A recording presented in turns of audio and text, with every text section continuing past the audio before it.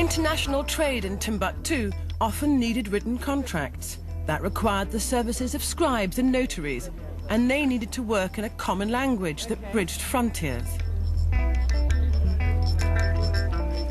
Arabic spread across Africa in the wake of Islam, just as Christianity spread Latin across the European continent. So it's for good reason, then, that historians call Arabic the Latin of Africa. In the wake of Islam, another commodity began to arrive with the camel trains. Books were soon being traded in Timbuktu's marketplaces as wealthy merchants found a new indulgence for their deep pockets and leisure time. Books greatly enhanced the status of their owners and gave the pious a deeper understanding of Islam. The profits of the book trade soon rivaled the trade in gold, salt and slaves. By the end of the 13th century, the prominent families of Timbuktu began to boast their own libraries, and the sons of those families aspired not just to trade, but to scholarship. Paper was imported from Europe and China, and a new occupation swelled the ranks of the city's workforce. Calligraphers started copying Islamic texts from abroad, as well as the work of the town's own scholars. Their labours were impressively rewarded. If I was working back in the 15th century, I'd be earning millions. I'd have many houses, many camels, and lots of gold. You'd get many people ordering manuscripts back then, and they'd pay in gold, they'd pay in camels. They'd even exchange their houses in order to acquire manuscripts. It's a very different story today, and nowadays, I'm amongst the poorest people in the town, and I'm still the only person in the town practicing this craft. Towards the end of the 13th century, Ghana was overtaken by the Malian Empire, and Timbuktu became the commercial hub of this new superpower. The fabulously wealthy Muslim ruler of the Malian Empire, Kanka Musa, made his pilgrimage to Mecca in 1324, stopping in Timbuktu in acknowledgement of the city's economic and cultural importance. Kanka Musa was the greatest emperor of West Africa. He was a very religious man, very pure. He went with a huge retinue of men and women on his Hajj to Mecca. He took 15 tons of gold with him and distributed it so generously in Egypt and Mecca that the price of gold collapsed.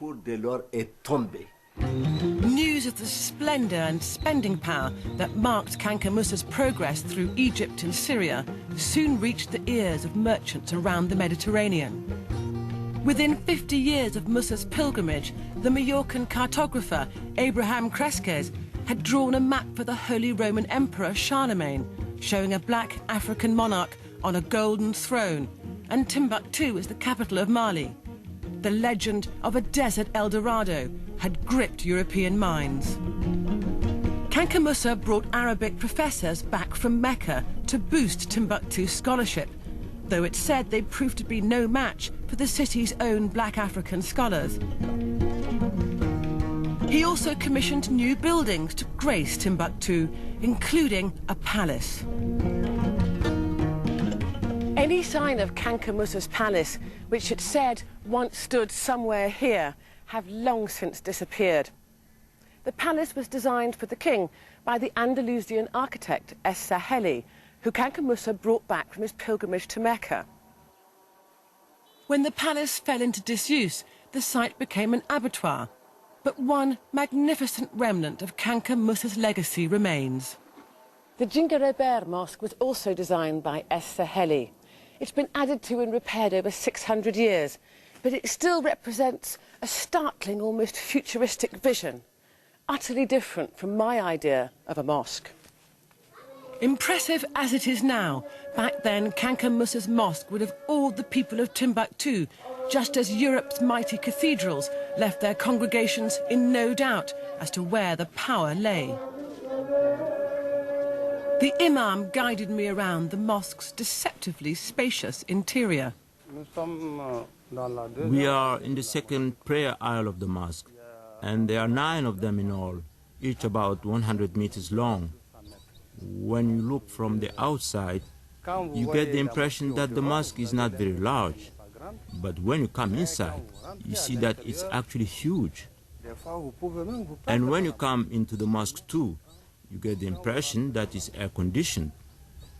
The architects made it in such a way to stop the heat from getting inside, because the mud brick is a bad conductor of heat. So the mosque always has the temperature of the early morning. Scholarship as much as trade was to drive Timbuktu's reputation. Timbuktu's scholars were avid in their pursuit of knowledge in every field. Knowledge was highly respected in the Islamic world, and those possessing it won prestige and power.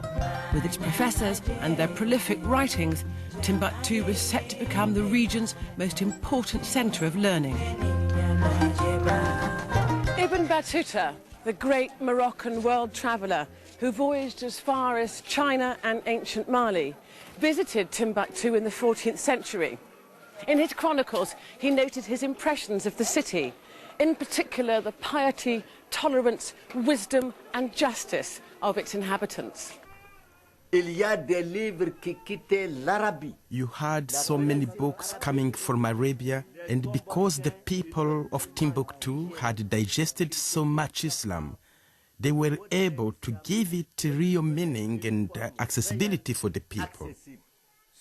Because of Timbuktu's mastery of Islam, it has always strived towards an Islam with great tolerance.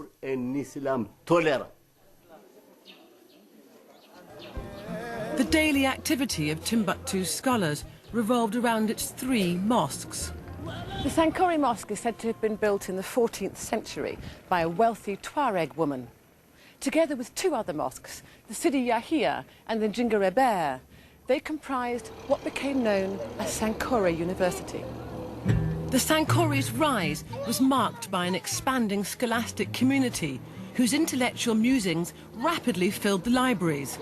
It also signalled Timbuktu's golden age, ushered in during the last decades of the 15th century by yet another turn in the cycle of West African empires. The Songhai Empire was the most powerful yet. Its creator, Soni Ali Bear, reigned from his capital Gao over a landmass greater than Western Europe. Nominally a Muslim, Soni was also a champion of African traditions. He refused to allow his culture to be subsumed by Islam. If Timbuktu's scholars weren't willing to play to his tune, he soon let them know who was boss. The scholars and those in charge of the religious principles had to obey Soni. Otherwise, he would get rid of them. When he arrived in Timbuktu in January 1468, the scholars got scared and many fled to other towns and cities. But Soni Ali Bear was also a visionary and an idealist, a leader who today's historians might hail as the continent's first Pan-Africanist. Soni was a great visionary too. He wanted a united Africa, and furthermore, everywhere he conquered, he imposed his own language. For him, unity is the means of communication and a common language.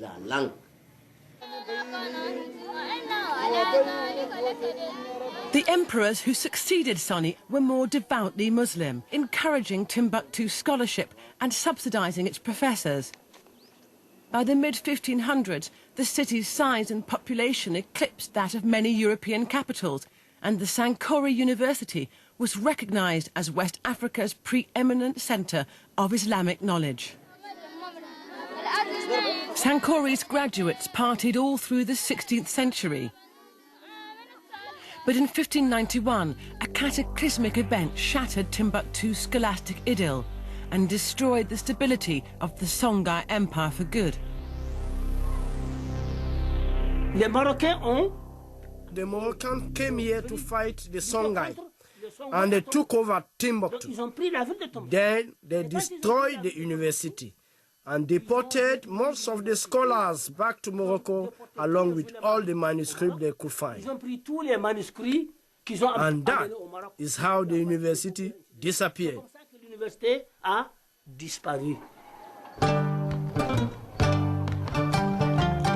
But the Moroccan invasion was just one factor in Timbuktu's decline. By then, the shifting focus of European trade from the Mediterranean to the Atlantic was already depressing the fortunes of the whole region. West Africa was always going to lose the battle. Why? Because the demand for African gold fell at the beginning of the 15th century. Europe was then buying its gold and precious metals from America.